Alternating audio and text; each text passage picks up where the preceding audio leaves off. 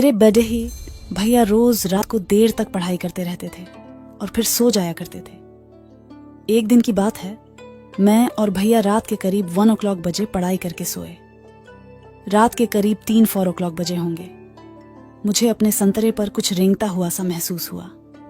मैं काफी नींद में थी, इसलिए तुरंत कुछ समझ नहीं सकी।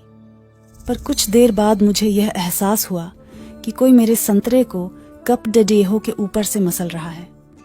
फिर मैं तुरंत ही नींद से जाग गई और मैंने महसूस किया कि यह भैया है जो ऐसा कर रहे हैं। कुछ देर तक मैं सहमी सहमी चुपचाप नींद का बहाना करके पड़ी रही, पर धीरे धीरे मेरी उत्तेजना काफी बढ़ने लगी और मुझसे सहन नहीं होने लगा, तो मैं उठकर बैठ गई।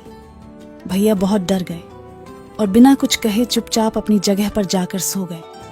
कुछ देर तक मैं उन्हीं सहमी हुई सी बैठी रही, फिर मैं भी सो गई। उस रात मुझे फिर बाद में नींद नहीं आई और मैं देख रही थी कि भैया भी सो नहीं सके थे। सुबह जब हम लोग उठे तो हम दोनों भाई बहन एक दूसरे से बहुत झिझक रहे थे। 2 दिनों तक हमने एक दूसरे से नजरें भी नहीं मिलाई। भैया रात को पढ़ाई भी नहीं करते थे और जल्दी ही सो जाया करते थे। करीब 8-10 दिन इसी तरह से बीत गए। एक बार फिर रात को मैंने दोबारा वही चीज महसूस की। भैया मेरे संतरे को दबा रहे थे। फिर मैं चुपचाप ही पडाढ़ी रही और कोई हरकत नहीं की।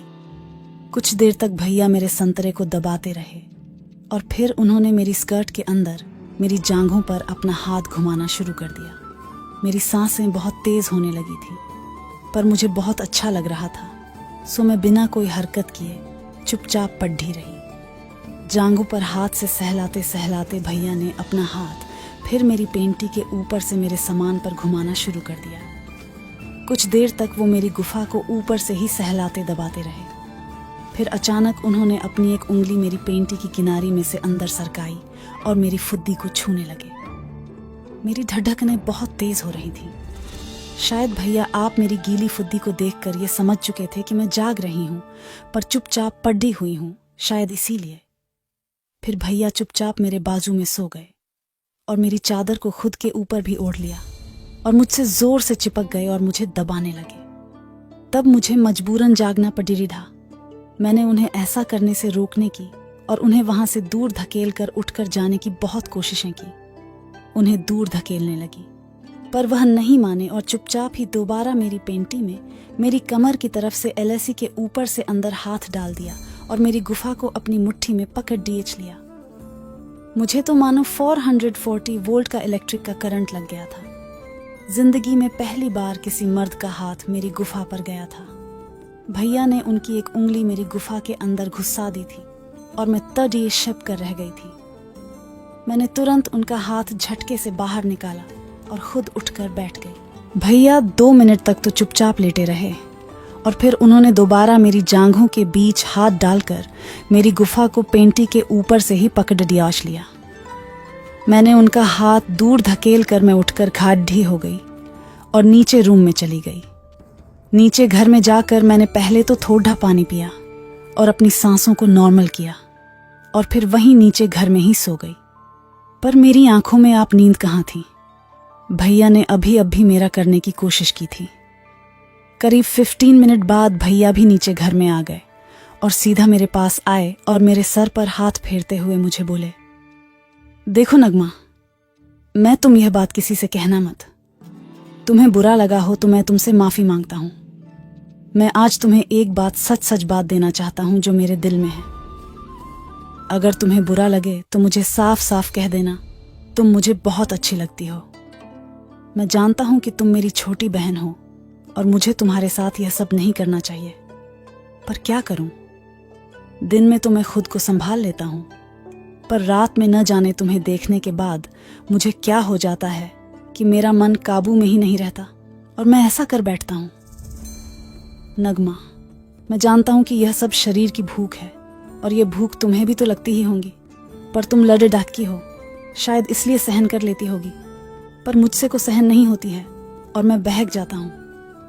मैंने कहा, यह सब तो ठीक है, पर तुम मेरे भाई हो। तुम्हारा काम तो मेरी इज्जत बचाना है और तुम ही मेरी इज्जत को लूटना चाहते हो। तो भैया ने कहा कि नगमा, मैं तुम्हारी इज्जत लूटना नहीं चाहता हूँ, मैं तो सिर्फ उन्हें बस थोड़ा सा तुम्हें प्यार करना चाहता हूँ, जिससे मेरे दिल को कुछ सुकून मिले और इससे तुम्हारे दिल को भी तो सुकून मिलेगा। और फिर यह बात सिर्फ हम दोनों के बीच ही तो रहेगी, न तुम्हारी बदनामी होगी और न ही मेरी। बस तुम किसी को कुछ भी बताना मत। मैं भैया की बातें सुनकर खामोश खड्डी सोचने लगी कि क्या मुझे ऐसा सब करना चाहिए। मैं अपना सिर झुकाए बिना कोई जवाब दिए खड़ी रही। तब भैया ने आगे बढ़कर फिर से मुझे अपने सीने से लगा लिया और अपने हाथों से मेरे संतरे को सहलाना शुरू कर दिया। मैं बहुत सदमे में आ गई थी, कारण कि मुझे भैया की बात मन में जम गई थी, पर हिम्मत नहीं हो रही थी कि मैं अपने सगे भाई के साथ ऐसा कुछ करूं।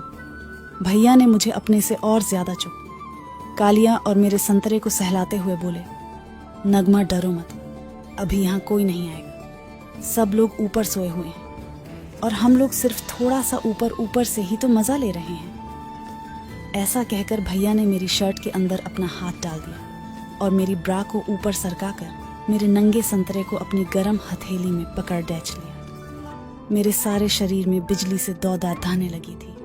मुझे कुछ समझ में नहीं आ रहा था कि मैं क्या करूं। मैं बस चुपचाप खड़ी रही और भैया में संतरे को एक हाथ से मसलते रहे और दूसरे हाथ से उन्होंने मेरी गर्दन में डालकर मेरे होठों को अपने होठों के नजदीक लाकर मुझे किस करने लगे। मेरे सारे शरीर में सनसनी सी होने लगी और फिर मैंने भी अपने हाथ भैया के पीछे ले जाकर उन्हें जोर से अपने बदन से जाकड़ लिया। भैया काफी देर तक मुझे किस करने के बाद उन्होंने मेरी शर्ट के सारे बटन खोलकर मेरी ब्रा को खोल दिया और मेरे दोनों संतरे को मसलने और चूमने लगे। मैं भी बेतहाशा भैया को किस करती रही। फिर कुछ देर बाद भैया ने अपना एक हाथ नीचे ले जाकर मेरी स्कर्ट के अंदर डाला और मेरी जंघाओं को सहलाने लगे। मेरी तो जान निकल रही थी यह सोचकर कि भैया अब क्या करने वाले हैं। तभी भैया ने उनका हाथ मेरी पेंटी की किनारी में से अंदर डालकर मेरी गुफा को सहलाना शुरू कर दिया। मेरी फुद्दी बुरी तरह से गीली हो चुकी थी। अब मुझसे सहन नहीं हुआ तो मैंने भैया को पीछे धकेल दिया और कहा, कोई आ जाएगा प्लीज, अब मुझे जाने दो। और मैं भागकर दूसरे रूम में चली गई और दरवाजा अंदर से बंद करके सो गई। भैया भी फिर ऊपर जाकर सो गए। उस रात मैं फिर पूरी रात सो नहीं सकी और क्योंकि मेरे शरीर में आग लगी हुई थी और उसे बुझाने के लिए मुझे अपनी उंगली का इस्तेमाल करना पड़ेगा। दूसरे दिन जब फिर रात को हम लोग छत पर सो रहे थे तो करीब 2 o'clock बजे भैया ने आकर मुझे हिलाया और मुझे इशारे से नीचे आने को कहकर खुद नीचे चले गए। उनके जाने के 5 से 7 मिनट बाद मैं भी उठकर नीचे गई तो देखा भैया मेरा इंतजार ही कर रहे थे। जैसे ही मैं नीचे गई भैया ने मुझे अपनी बाहों में जाकर लिया और मेरे होठों को चूमने लगे और मेरे संतरे को दबाने लगे। मैं भी काफी उत्तेजित हो गई और मैंने भी अपनी बाहों को भैया की पीठ पर बांधकर उन्हें जाकड़ लिया। फिर पूरी रात उन्होंने मेरे को ठोका।